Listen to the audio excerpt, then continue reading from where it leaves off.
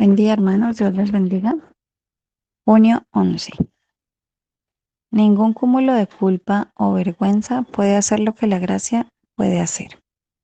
Hacernos personas que se deleiten en la voluntad de Dios. Nunca entenderás tu lucha con el pecado a menos que comprendas que el pecado es un problema del corazón.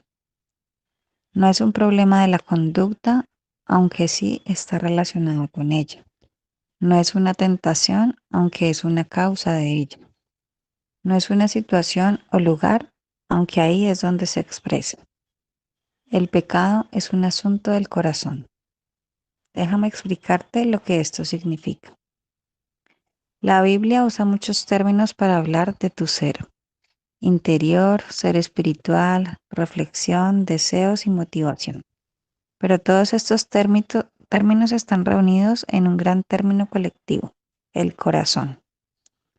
Es uno de los términos más utilizados en la Biblia. De hecho, creo que no puedes entender el mensaje transformador de la Biblia a menos que entiendas este término.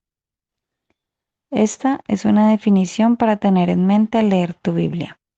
El corazón es el núcleo de tu personalidad. Es donde se realizan tus pensamientos, emociones, deseos y motivaciones. Es el centro de adoración de tu ser. El corazón es la razón por la cual haces lo que haces y dices lo que dices. Literalmente, tu corazón es lo que te da vida. El pecado vive en nuestros corazones y debido a eso corrompe nuestros pensamientos, deseos, elecciones y motivaciones. Fuimos creados para ser siervos de Dios, pero el pecado hace que nos amemos a nosotros mismos. Fuimos creados para adorar al Creador, pero el pecado hace que adoremos la creación. Fuimos diseñados para vivir la gloria de Dios, pero el pecado hace que vivamos para nuestra propia gloria. Y a menos que estas cosas cambien en nuestros corazones, nuestro comportamiento no podrá cambiar. O si acaso cambia, no cambiará por mucho tiempo. No importa cuánto te comprometas a cambiar, eso no cambiará tu corazón. No importa cuánto te esfuerces por no tener malos hábitos, eso no cambia tu corazón. No importa cuánto te golpees con culpa y vergüenza,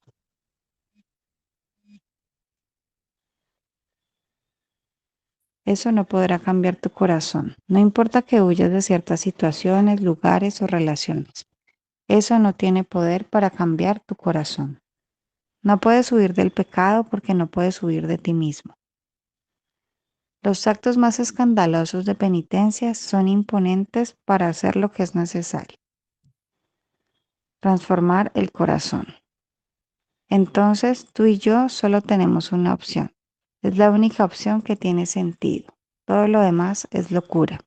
Y necesitamos hacer esto una y otra vez hasta que no tengamos que hacerlo más.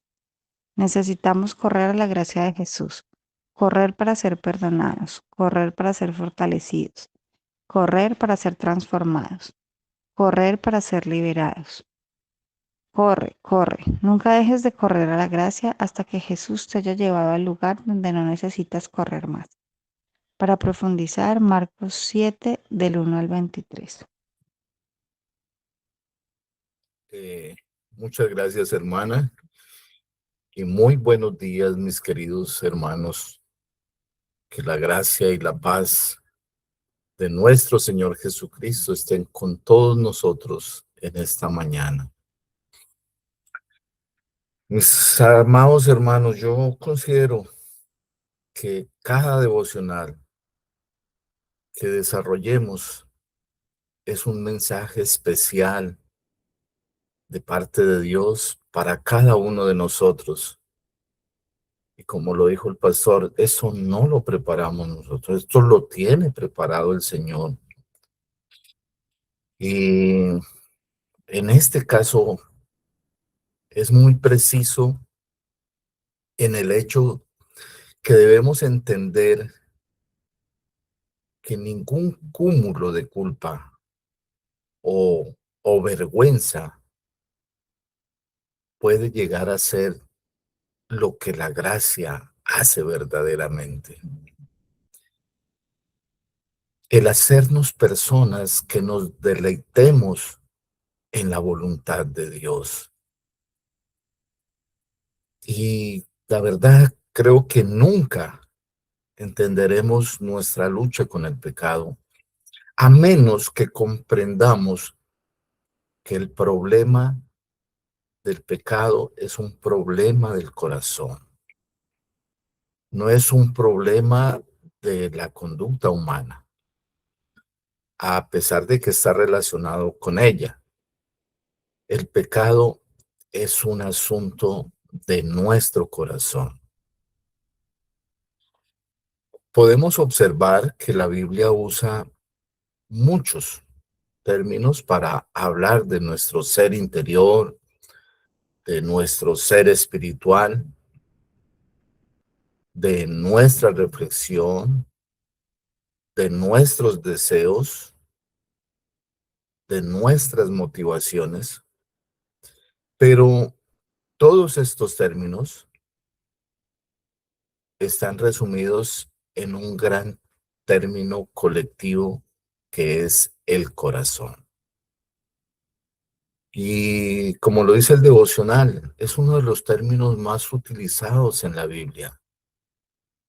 De hecho, creo que no podemos entender el mensaje transformador de la Biblia a menos que entendamos este término. Por eso cuando leemos la Biblia, es necesario tener en nuestra mente que el corazón es el núcleo de nuestra personalidad, ya que es ahí donde se realizan nuestros pensamientos, nuestras emociones, nuestros deseos y nuestras motivaciones. El corazón es el centro de adoración de nuestro ser. El corazón es la razón por la cual haces o hacemos lo que hacemos.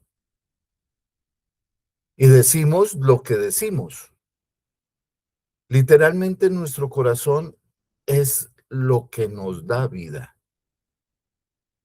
Mis hermanos, el pecado vive en nuestros corazones. Y debido a eso corrompe nuestros pensamientos, nuestros deseos, nuestras elecciones, nuestras motivaciones. Y también es verdad que fuimos creados para ser siervos de Dios, pero el pecado nos hace ególatras, o sea que nos amemos exageradamente a nosotros mismos. Y fuimos creados para adorar al Creador, pero el pecado hace que adoremos la creación. Fuimos diseñados para vivir para la gloria de Dios, pero el pecado hace que vivamos para nuestra propia gloria. Y a menos que estas cosas cambien en nuestros corazones, nuestro comportamiento no podrá cambiar. O si acaso cambia, no cambiará por mucho tiempo. Y no importa cuánto nos comprometamos a cambiar, eso no cambiará nuestro corazón.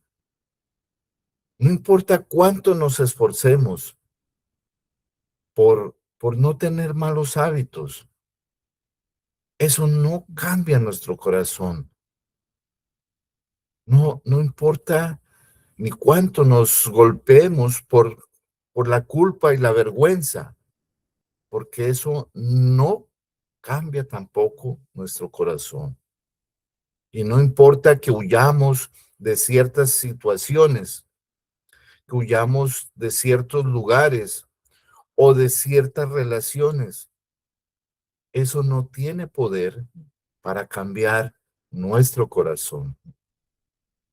No podemos huir del pecado, porque no podemos huir de nosotros mismos.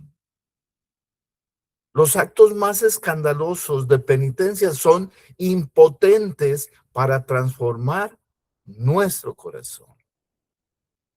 Hermanos, esta es una tremenda situación que el hombre tiene que vivir por causa del pecado. Entonces, tú y yo solo tenemos una opción.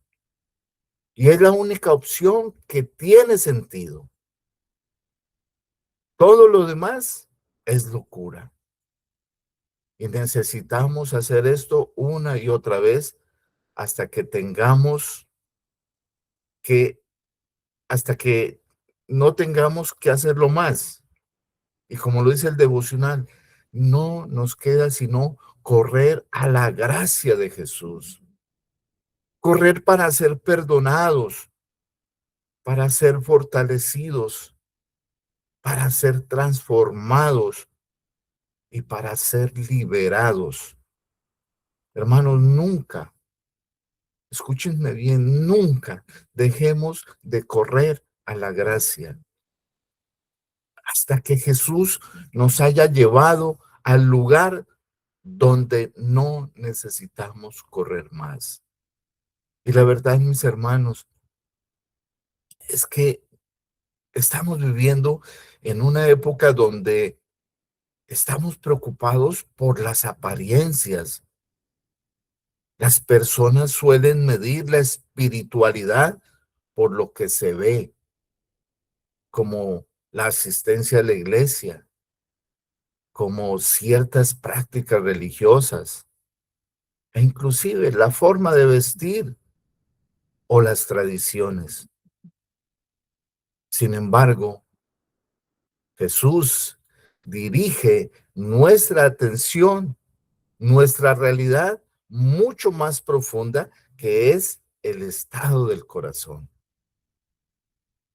Y como lo dice el devocional, para que profundicemos en este tema, voy a leer Marcos capítulo 7, donde nos dice la palabra de Dios que se juntaron a Jesús los fariseos y algunos de los escribas que habían venido a Jerusalén, los cuales viendo a algunos de los discípulos de Jesús comer pan con manos inmundas, esto es que no lavadas, los condenaban, porque los fariseos y todos los judíos, aferrándose a la tradición de los ancianos, si muchas veces no se lavan las manos, no comen. Y volviendo de la plaza, si no se lavan, no comen. Y otras muchas cosas hay que tomaros para guardar, como los lavamientos de los vasos de beber y de los jarros y de los utensilios de metal y de los lechos. Le preguntaron pues los fariseos y escribas: ¿por qué tus discípulos no andan conforme a la tradición de los ancianos, sino que comen pan con las manos inmundas? Respondiendo él les dijo: hipócritas, bien profetizó de vosotros Isaías, como está escrito: este pueblo de labios me honra, mas su corazón está lejos de mí, pues en vano me honran, enseñando como doctrinas mandamientos de hombres. Porque dejando el mandamiento de Dios, os aferráis a la tradición de los hombres, los lavamientos de los jarros y de los vasos de beber, y hacéis otras muchas cosas semejantes. Les decía también: invalidáis el mandamiento de Dios para guardar vuestra tradición, invalidando la palabra de Dios con vuestra tradición que habéis transmitido, y muchas cosas hacéis semejantes a estas. Y llamando así a toda la multitud, les dijo: oídme todos y entended, nada hay fuera del hombre que entre en él que le pueda contaminar, pero lo que sale de él, eso es lo que contamina al hombre. Si alguno tiene oído para oír, oiga. Cuando se alejó de la multitud y entró en casa, le preguntaron sus discípulos sobre la parábola. Él les dijo, ¿también vosotros estáis así sin entendimiento? ¿No entendéis que todo lo de fuera que entra en el hombre no le puede contaminar? Porque no entra en su corazón, sino en el vientre y sale a la letrina. Esto decía siendo limpios todos los alimentos, pero decía que lo que del hombre sale, eso contamina al hombre. Porque de dentro del corazón de los hombres salen los malos pensamientos, los adulterios, las fornicaciones, los homicidios, los hurtos, las avaricias, las maldades, el engaño, la lascivia, la envidia, la maledicencia, la soberbia, la insensatez. Todas estas maldades de dentro salen y contaminan al hombre. Mis amados hermanos, encontramos aquí un enfrentamiento entre Jesús y los líderes religiosos de su tiempo. Los fariseos estaban convencidos de que la verdadera pureza delante de Dios se obtenía mediante el cumplimiento de tradiciones externas. Cristo revela que el problema fundamental del ser humano no es la contaminación externa, sino la corrupción interna del corazón. El hombre no necesita una reforma externa, sino una transformación interna que solamente Dios puede producir. Los fariseos observaban que los discípulos comen sin realizar los lavamientos ceremoniales prescritos por la tradición de los ancianos. Es importante notar que Jesús no está condenando la higiene ni el orden. Lo que cuestiona es que las tradiciones humanas hayan sido elevadas al mismo nivel que la autoridad divina. Los líderes religiosos habían desarrollado un sistema de reglas que terminó oscureciendo la verdadera intención de la ley de Dios. Jesús también cita al profeta Isaías, este pueblo de labios me honra, mas su corazón está lejos de mí. Y la acusación es devastadora. Había adoración externa, pero ausencia de verdadera devoción. Y mis hermanos, ustedes saben que la reforma protestante enfatiza el principio de solo escritura. La escritura es la única autoridad infalible para la fe y la práctica. Cuando las tradiciones humanas ocupan el lugar de la palabra de Dios, la religión se convierte en puro formalismo. Por eso, mis amados hermanos, debemos examinar nuestras prácticas religiosas. No todo lo tradicional es incorrecto, pero toda tradición debe someterse a la escritura de Dios. Y la connotación no es siempre lo hemos hecho así, sino qué dice Dios en su palabra. Después de haber confrontado a los fariseos, Jesús llama a la multitud y presenta una enseñanza revolucionaria. cuando dice, nada hay fuera del hombre que entre en él que le pueda contaminar. Para los judíos esto era algo muy impactante, porque durante siglos habían sido instruidos acerca de los alimentos limpios e inmundos.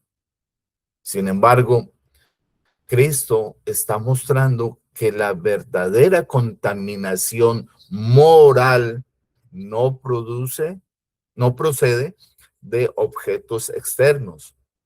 El pecado no es algo que simplemente nos sucede. El pecado brota de nuestra propia naturaleza caída. La enseñanza de Jesús coincide con lo que enseña toda la Escritura acerca del corazón humano. Un corazón caído solo produce pensamientos, palabras y obras pecaminosas. Aunque el esquema es sencillo, expresa una verdad profunda. Las acciones pecaminosas son el fruto de una raíz pecaminosa. Y mis amados hermanos, ustedes como buenos reformados saben que la doctrina de la depravación total enseña que el pecado ha afectado cada dimensión de nuestro ser humano, nuestra mente, nuestra voluntad, nuestras emociones, nuestra conciencia y nuestros afectos. No somos pecadores porque pecamos únicamente, pecamos porque somos pecadores por naturaleza. Mis hermanos, el mundo suele decir, sigue tu corazón y confía en ti mismo. Pero la Escritura enseña que el corazón necesita redención. Debemos confiar es en nuestro, no debemos confiar en nuestro corazón. Debemos entregarlo a Cristo. El Señor Jesús, como ya vimos en la lectura, enumera una serie de pecados, malos pensamientos, adulterios, fornicaciones, homicidios, robos, avaricias, maldades, engaño, envidia, soberbia, insensatez.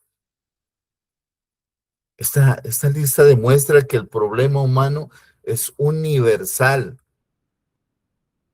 No solamente algunos pecados salen del corazón, todos los pecados proceden de una naturaleza corrompida. La descripción de Jesús destruye cualquier idea de justicia propia. Hermanos, nadie puede leer esta lista honestamente y concluir que es inocente delante de Dios. Entonces, es aquí donde aparece la gloria del Evangelio. Si el problema estuviera solamente en nuestras acciones externas, bastaría con educación o con disciplina o con reformas sociales. Pero el problema está en el corazón. Y como ya lo manifesté, únicamente Dios puede cambiar el corazón humano. La promesa del nuevo pacto anunciada por Ezequiel declara lo siguiente: os daré corazón nuevo. Lo que la ley no puede hacer, Cristo lo realiza mediante su obra redentora en la cruz. Jesús cargó con la culpa de nuestro pecado. En la resurrección venció el poder del pecado por medio del Espíritu Santo. Concede un nuevo corazón a todos los que creemos en Él y en su obra redentora. Los fariseos pensaban que el problema estaba en las manos sin lavar, pero Jesús dijo que el problema estaba en el corazón. La multitud buscaba pureza externa. Jesús nos ofrece una transformación interna. La religión humana intenta limpiar la superficie. El evangelio transforma desde la raíz.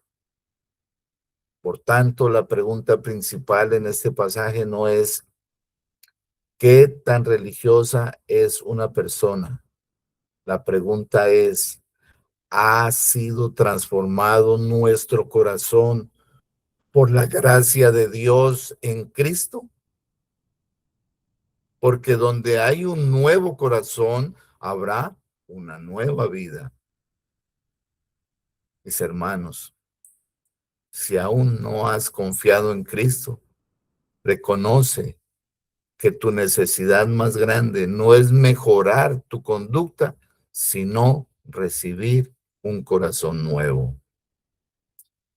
Y si ya realmente eres creyente, recuerda que la verdadera santidad no consiste en mantener apariencias religiosas, sino en vivir diariamente dependiendo de la gracia de aquel que limpia el corazón y transforma nuestras vidas. En Mateo capítulo 5, versículo 8 dice, bienaventurados los de limpio corazón, porque ellos verán a Dios.